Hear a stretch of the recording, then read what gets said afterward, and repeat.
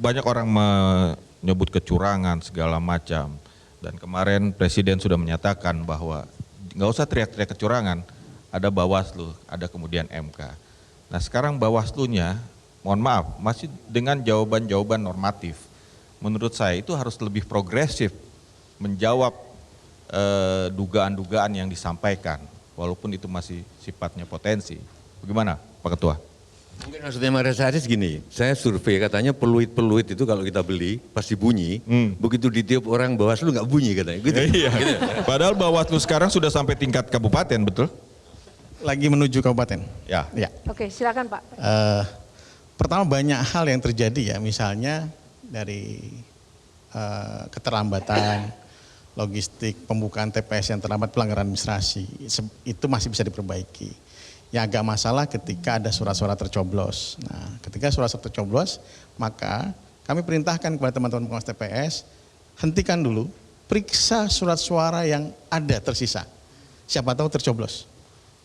Dan ini dilakukan. Mereka berhenti, cek kejadian TPS 51 Gunung Putri misalnya. Ada 4 suara tercoblos, ya, kemudian berhenti, kita cek semua. Ada 4 lagi yang tercoblos. Nah itu yang kemudian kita anggap sebagai surat suara rusak.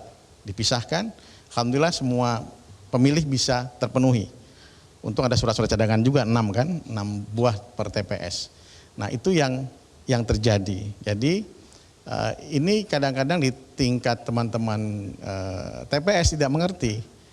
Ada yang mau lanjut terus, padahal tidak boleh, berhenti dulu. Siapa tahu ada yang tercoblos lagi. Misalnya ada kejadian lagi di salah satu di Bogor juga, 24 yang tercoblos untuk 2 pasangan, ya. 1 pasangan A, 1 pasangan B. Nah itu yang kemudian kita anggap nanti sebagai surat suara rusak. Nah ada proses pidananya nanti ke depan. Nah tapi akan tergantung dari segi waktu, kecukupan alat bukti, dan juga pemeriksaan nanti di lapangan. Nah itu yang kita akan kejar juga, walaupun akan sangat terbatas waktunya. Namanya pidana pemilu sangat cepat waktunya, 7+7 di Bawaslu, 14 hari di penyidik, 5 hari di penuntut, 7 hari di pengadilan negeri, harus sudah selesai. Nah sebenarnya ya ingin butuh progresif, langkah progresifnya seperti apa untuk itikatnya gimana Mas? Langkah progresifnya ya itu surat-suara tertukar, surat-suara misal surat-surat rusak, itu satu langkah progresif. Berhenti dulu, itu kan nggak ada aturannya, berhenti dulu, lihat dulu surat-suara yang lain. Nah itu yang dilakukan oleh teman-teman pengawas TPS. Walaupun juga misalnya ada PSU, kita menyampaikan ada PSU. Kenapa PSU? Ada arahan yang tidak jelas ya. Ini harus dijelaskan oleh KPU. Misalnya jika pemilih tidak berdomisili, KTP-nya tidak berdomisili di tempat yang bersangkutan, maka seharusnya masuk ke DPTB. Dia pindah pilih atau ditambahkan di situ karena dia. Baik. Kalau dia tidak punya form itu pindah pilih, maka dia tidak boleh memilih. Kejadiannya ada 20 orang misalnya memilih. Yang kita takutkan apa? Yang takut ini dia sudah milih tempat lain, milih tempat ini juga. Ada 20 orang. Akhirnya di Cirebon misalnya kita sampaikan untuk 5 TPS untuk diulang. Ini yang dilakukan oleh teman-teman pengawas TPS di lapangan dan juga Panwascam di lapangan. Oke, sedikit saya Mas Haris sudah puas dengan jawabannya? Belum sebenarnya. Belum.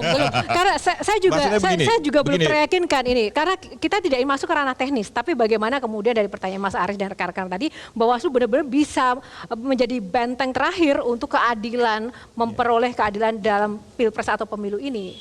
Kurang lebih pengen diyakinkan seperti itu. Kalau tidak nanti Bawaslu bisa jadi penanggung dosa pemilu. Menurut Bang Rocky gimana? Oke. Anda terangkan tadi upaya untuk menghalangi berkembangnya kejahatan pemilu. Kan itu intinya tadi. Dengan memanfaatkan teknologi. Tapi semakin Bawaslu menerangkan, semakin orang cari bukti untuk melemahkan keterangan Bawaslu. Ini beredar ini. Ini berapa jam lalu saya habis naik gunung karena itu ngaco nih customnya kan. Saya ketemu dengan anak-anak muda di situ. Itu masing-masing megang handphone dan saling memperlihatkan datanya kok beda begini kan. Jadi kecurigaan itu udah jadi grammar di dalam politik kita. Curiga aja kerjaannya. Nah kalau kita dengar keterangan Bawaslu, itu seolah-olah apa yang dia ucapkan, itu upaya untuk menutupi apa yang dia pikirkan. Apa namanya, di pelajaran Mbak Oki di Fakultas Psikologi UI itu, reverse psychology-nya bekerja akhirnya tuh. Jadi apapun yang akan diterangkan oleh Bawaslu itu orang akan bilang ya nggak mungkin begitu, udah pasti curang itu. Kenapa? Karena memorinya pergi pada MK akhirnya kan. Jadi apapun yang Anda terangkan itu udah jadi semacam ini sampah keterangan itu. Karena dari awal udah sampah itu. Orang nggak kasih penghormatan lagi pada Bawaslu. Berapa waktu lalu saya kasih ceramah di Kalimantan Tengah itu, Bawaslu ada di situ tuh. Dan mulai Pak Rocky nggak boleh kampanye. Saya bilang saya mau kampanye. Kenapa saya salah? Saya bukan anggota tim sukses. Saya mau kampanyekan pikiran itu untuk menghalangi money politics. Sebetulnya tugas Bawaslu adalah mengintip potensi money politics, itu aja. Karena itu yang menjadi dasar kita kan, bukan mengawasi pikiran orang itu ngaconya di situ sebenarnya. Coba saya balik lagi pada soal tadi. Oh Pak Mbak Oki terangkan bahwa dia sendiri cemas untuk mengetahui nasibnya apa nanti kan. Itu sama seperti kecemasan seorang model yang pertama kali naik di atas panggung, catwalking gitu kan. Padahal Mbak Oki udah bertahun-tahun jadi model. Model itu kecemasan dia bukan pada saat dia keluar dari belakang panggung, tapi ketika dia ada di ujung catwalk dan dia mesti lakukan U-turn. Di situ ilmunya. Kalau dia salah U-turn, high heels-nya patah itu. Jadi keseimbangan psikis dan keseimbangan fisik kamu mesti dihitung. Ya. Tanda gue terusin dulu keterangan ini supaya lu dapat sensasinya. Jadi politik juga begitu, kecemasan di ujung itu tuh. Saya pernah baca buku Models, The Ugly Business of Beautiful Women. Boki pasti pernah baca tuh. Nah, kaitannya sama Bawaslu. Model bisnis dungu dari perempuan cantik. Kita bisa bilang itu pada politik sekarang tuh. Bahwa politik sekarang itu juga berlaku yang sama tuh. Nyalek itu adalah a beautiful business of the ugly people. Kan jadinya begitu kan? Karena kita nggak dapat kepastian tuh. Mbak Oki mengalami kecemasan dan ya kita kenal apa yang kita sebut sebagai dari awal kita mau tahu ini perempuan yang pasti akan dikerjai oleh sistem pemilu yang patriarkis. Itu dasarnya kan. Pemilu kita tuh patriarkis. Baik. Dan kita ingin backup itu buat beri kesempatan bahwa perempuan tuh ucapkan. Baik.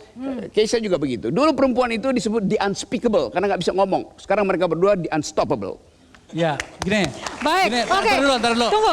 Ini saya mau sedikit sampaikan saja, kita mau jeda. Iya, saya paham. Saya mau sampaikan begini. Rahmat Bagja dan seluruh timnya di Bawaslu itu menurut saya Anda sudah selesai. Lebih baik Anda meminta lembaganya dibubarkan. Pada pemilu terakhir pada pemilu terakhir dan kemarin-kemarin ini, itu yang namanya bagi-bagi itu sudah sangat terbuka. Menggunakan mobil dengan branding, membagi-bagi ke rumah-rumah di siang hari. Pada malam sebelum pemilihan, itu orang seperti berkejar-kejaran, membagikan amplop ke rumah-rumah. Sudah selesai negara ini. Bubarkan saja semua ini. Kita mulai dari awal, riset politik kita. Baik, oke. Jelajahi cara baru mendapatkan informasi. Download Metro TV Extend sekarang.